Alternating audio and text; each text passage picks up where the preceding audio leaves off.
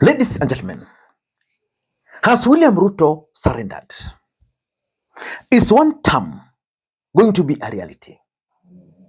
Because I listened very closely to President William Ruto during the National Prayers Breakfast.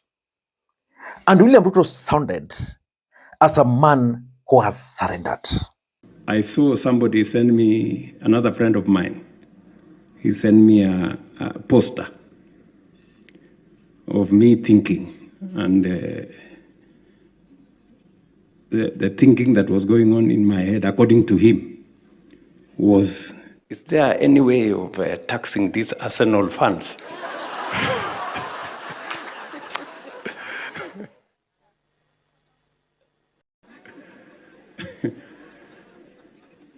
But I want to tell that good man, I am also a fan of Arsenal, so please, we are not going to go that direction.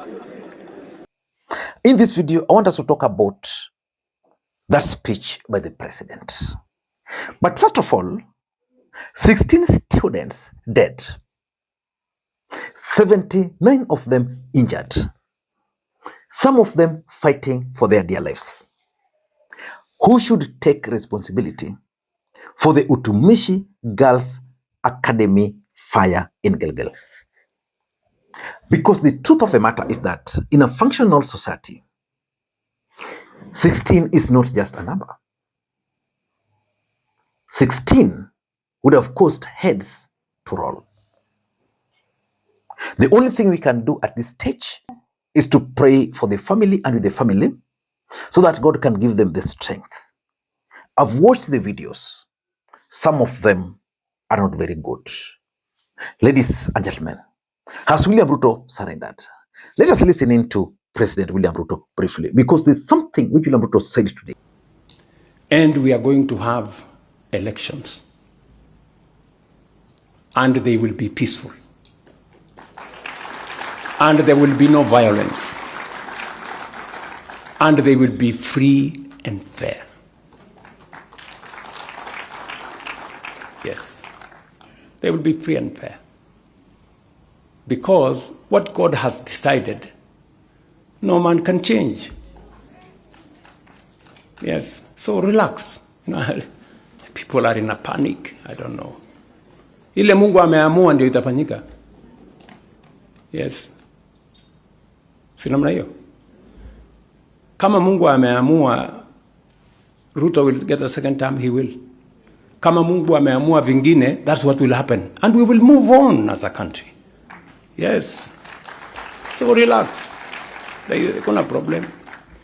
Those who believe they will divide this country, they will not. They will not succeed. They will fail.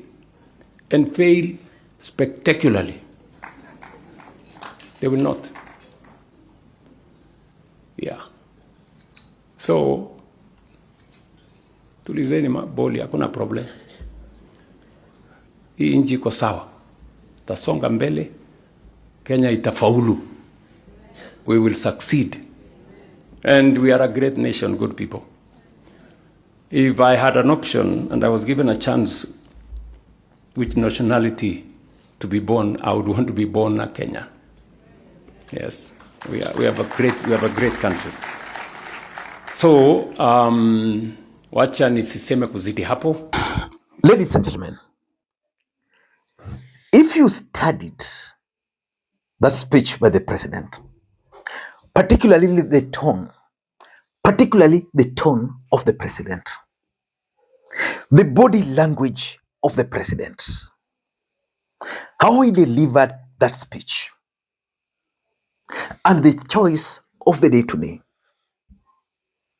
then you can easily conclude that there is something which is bothering the president. President Ruto is not known to speak the way he spoke. Today would have been that day where the president would have lectured other leaders like Uhuru Kenyatta. Personally, I had expected him to use the opportunity to deliver those salvos. But the president was very humble in his speech. The tone was that of a surrendered man. what is happening. Why do you think William Ruto delivered that speech? Number one, I think there is the reality or the fear of one term. Remember, a lot of things are working against William Ruto.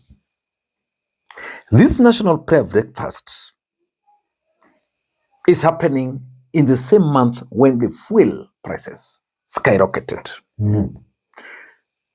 If you talk to Kenyans or if you walk in these streets today, just take a walk around, you will realize one thing, that Kenyans are very angry and they're very bitter, even if not with the government. But the cost of living is not too much for ordinary Kenyans. And I think because of that, William Ruto has intelligence. And probably he realized that Kenyans were really not even interested in this national prayer breakfast. And now, the fear of one term made him talk about the way he spoke. That, hata nikishindwa, God will choose. So he surrendered his fate to God. Why? It's the fear.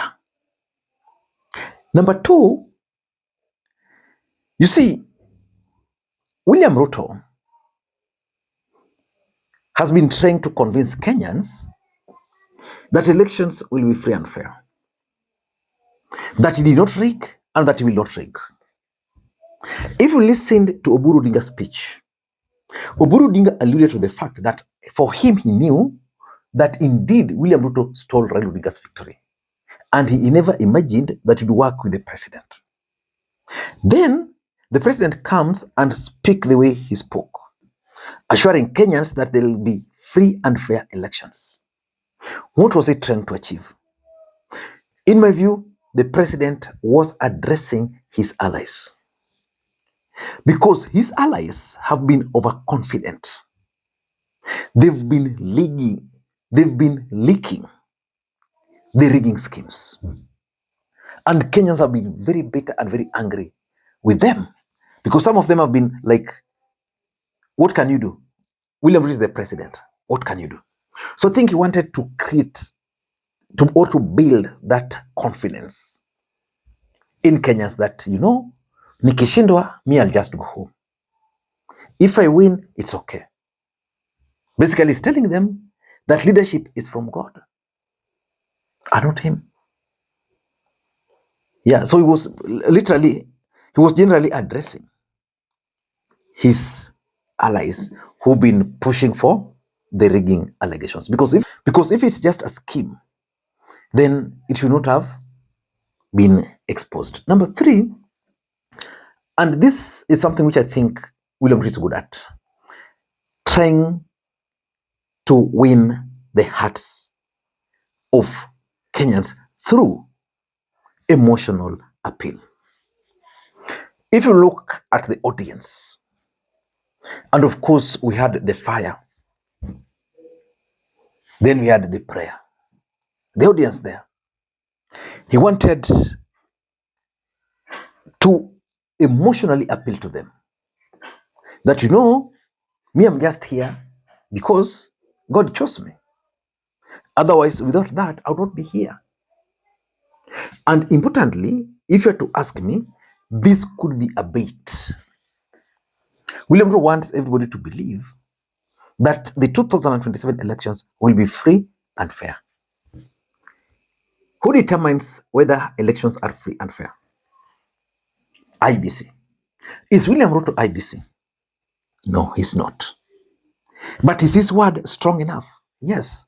Today, if William Ruto were to say that he's going to rig elections, that would make news. But he can make those statements, but the only person who has the mandate to offer to Kenyans free and fair election is not William Ruto. That person is none other than the IEBC chairperson and the commissioners. So what was the president trying to do? In my view, he was baiting Kenyans that, I want to give you my assurance. William Ruto cannot give anybody assurance as far as IEBC is concerned, because IEBC is an independent body. They can only be manipulated. So you can manipulate them to either conduct free and fair elections or to botch the elections. I don't know what to think. That's my take. Until next time, this is Lee Makwiny. By the way, I had another video I wanted to make, but I think the strength is not there.